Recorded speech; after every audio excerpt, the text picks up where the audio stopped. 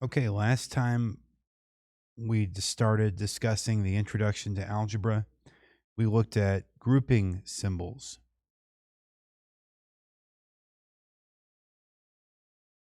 We said that grouping symbols were used to isolate an expression, group terms together, or show which operations to do first. The examples were parentheses, brackets, the fraction bar, and braces. Well, today we're going to continue our introduction to algebra by looking at something that confuses a whole lot of people, and that is converting written words to mathematical symbols. So we'll go down here and we'll make a Roman numeral 2 for our next major heading, and that is converting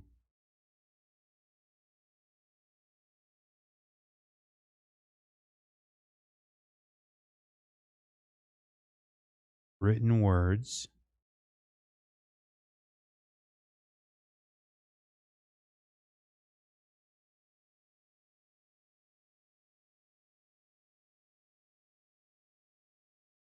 to mathematical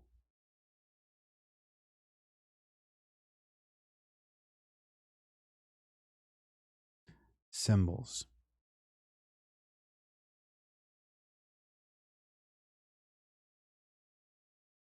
Okay, we're going to look at some examples here.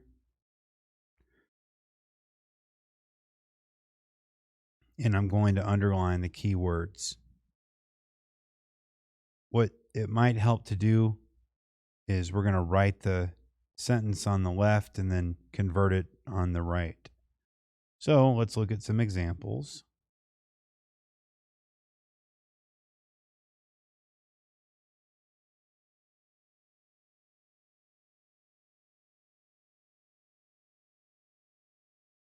Here we go. The product of 5 and 3 is 15. So let's write it out. The product of 5, F-I-V-E, and 3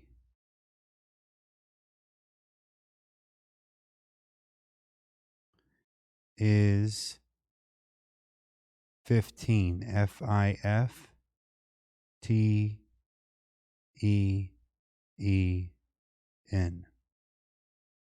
Okay, that's the English statement.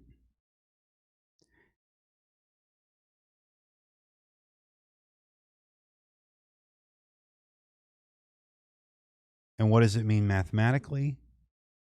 Well, product, we know that means times. Okay? So the product of 5 and 3 is 15. If I were to annotate this, I'd say the product, what's that little dot, of 5 and 3 is 15. You come over here and say, okay, 5 times 3 equals 15.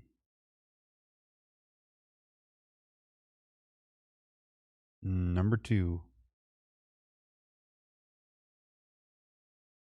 The sum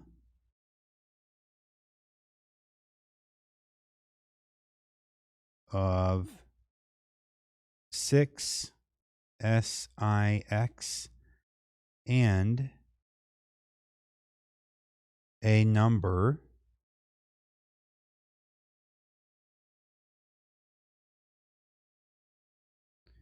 is 7 SEVEN. Okay, sum means, well, let's underline it.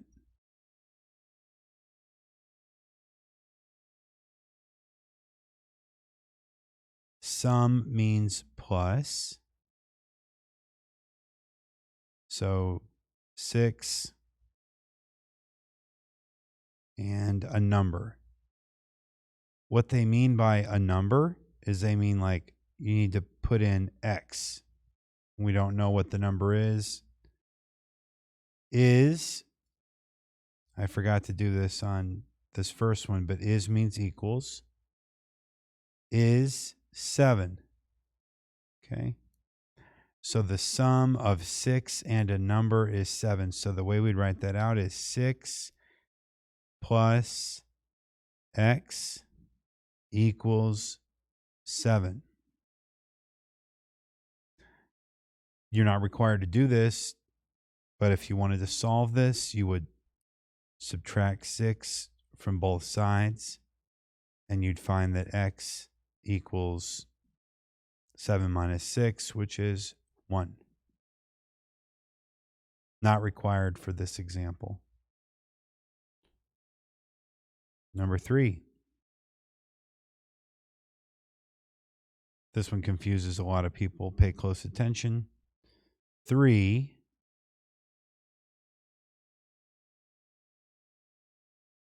less than 5. So here, the important word is less.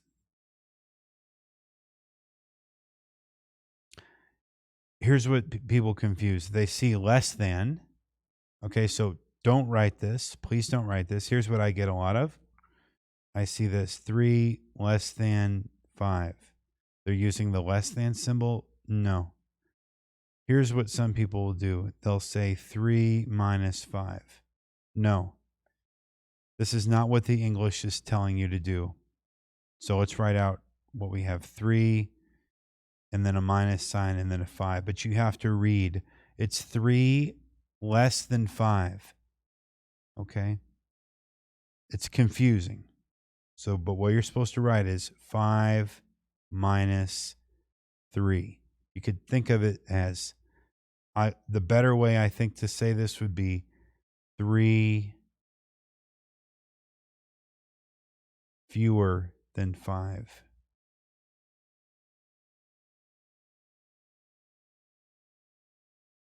But it's the kind of thing that, obviously this is 2.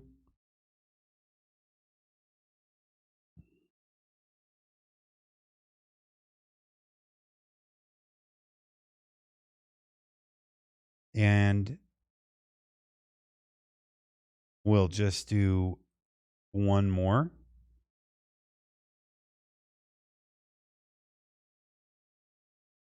Five more than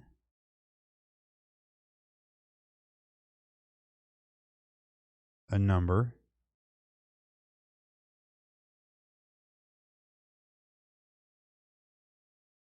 is 15.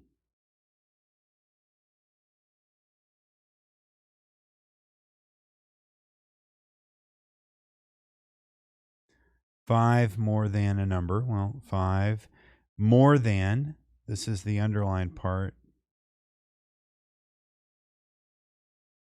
It's 5 plus a number, X, is equals 15. Okay, so 5 plus X equals 15. Okay.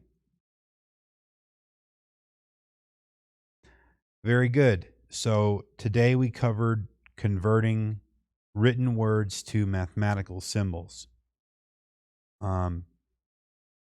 We've now covered 2 topics. So let's finalize today's lesson by reviewing what we covered today. So we saw how to convert written words to mathematical symbols. Some examples were product, sum, less, and more. That corresponded to multiplication, addition, subtraction, and then addition again. Importantly, when you see a number, it means X. A number means X. Okay?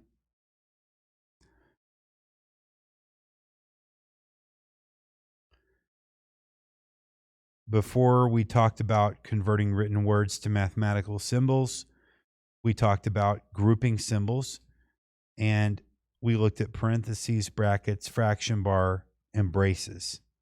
Okay? So that completes the first two portions of our introduction to algebra. The next section is called comparing real numbers, where we will look at the inequality symbols: less than, greater than, less than or equal to, greater than or equal to, and then equals, not equals. There's some other inequality symbols that we'll take a look at, followed by properties of closure, and then we get into the fun properties: associative, distributive, commutative, reflexive, symmetric, and transitive properties.